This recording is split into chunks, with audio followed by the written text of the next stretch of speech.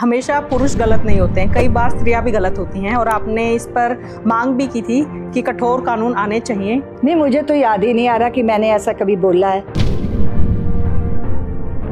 तलाक तो दोनों की वजह से ही होता है ना, लेकिन एक की वजह से भी हो सकता है। हर घर में कुछ ना कुछ ऊंच नीच होती है। उसका अर्थ ये नहीं है कि आप वो पवित्र बंधन तोड़ के तुरंत कचहरी की खाक छानने लग जाओ। और ये जो माताएं हैं ना, अपनी बेटी को मोबाइल पे अब क्या हो रहा है, अब क्या हो रहा है, ये करती रहती हैं, एक एक पल की खबर लेती रहती हैं।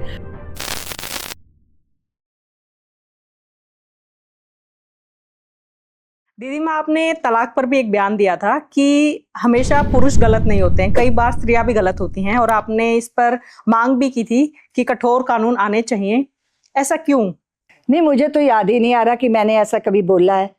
लेकिन अगर मैंने बोला या नहीं बोला, लेकिन दो जनों के बीच में तलाक तो दोनों की वजह से ही होता है ना। ऐसा तो नहीं हो सकता कि एक की वजह से हो, लेकिन एक की वजह से भी हो सकता है। जैसे आजकल तलाक बहुत ज्यादा बढ़ रहे हैं, उसके पीछे तो धैर्य की कमी है, उसके पीछे धीरज नहीं है। और ये जो माताएं हैं ना, अपनी बेटी को मोबाइल पे अब क्या हो रहा है, अब क्या हो रहा है, ये करती रहती हैं, एक एक पल की खबर लेती रहती हैं। हर घर में कुछ ना कुछ ऊंच नीच होती है। उसका अर्थ ये नहीं है कि आप वो पवित्र बंधन तोड़ के तुरंत कचहरी की खाक छानने लग जाओ। समाधान वहां भी होते हैं, लेकिन अगर आपके स्वाभिमान पे चोट हो रही हो तो निश्चित रूप से स्वयं ही त्याग कर देना चाहिए ऐसे स्थान का जहां आपके स्वाभिमान पर चोट पहुंचाई जा रही हो। स्त्री को अधिकार है अपने स्वाभिमान की रक्षा करने का, उसके लिए सर्वस्व का त्याग कर सकती है। लेकिन छोटी छोटी बातों के लिए संबंध और रिश्ते तोड़कर अपनी जिंदगी को, देखो हम ममता पश्चिम वालों की तरह तो हो नहीं सकते। वहां पे क्या होता है, एक दूसरे से तलाक लेते हैं और फिर जब एक दूसरा कोई दूसरे से ब्याह कर रहा होता है तो पहले वाला एक्स वाला जो होता है ना, वो गुलदस्ता लेके वहां पहुंच जाता है कि जी बधाई हो। हमारे यहाँ तो तलाक भी दे देंगे ना तो उसकी जासूसी कराते रहेंगे कि अब क्या हो रहा है, अब क्या कर रहे हैं। इसका मतलब दिल से तो आप जुड़े ही हो। तो भाई वो पश्चिम के तरीके अपनाने की जरूरत नहीं है ममता। वो जो एक व्यक्ति था, उसने किसी से कहा, सुनो भैया मेरी बकरी बीमार हो गई, जब तेरी बीमार हुई थी तो तूने क्या किया था? तो बोला मैंने मिट्टी का तेल पिलाया था। तो इसने भी अपनी बकरी को मिट्टी का तेल पिला दिया, बकरी इसकी मर गई।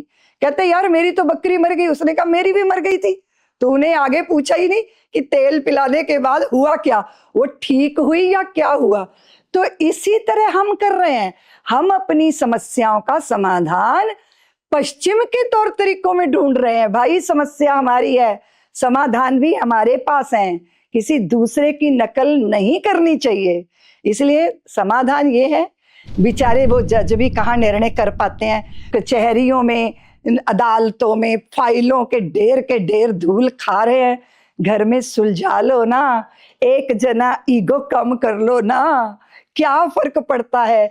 चौराहे पे खड़ी है, वो सोच रही है वो पुकारेगा, वो सोच रहा है मुड़कर देखेगी, वो उसकी प्रतीक्षा कर रही है कि वो पुकारेगा, वो उसकी प्रतीक्षा कर रहा है कि मुड़ के देखेगी।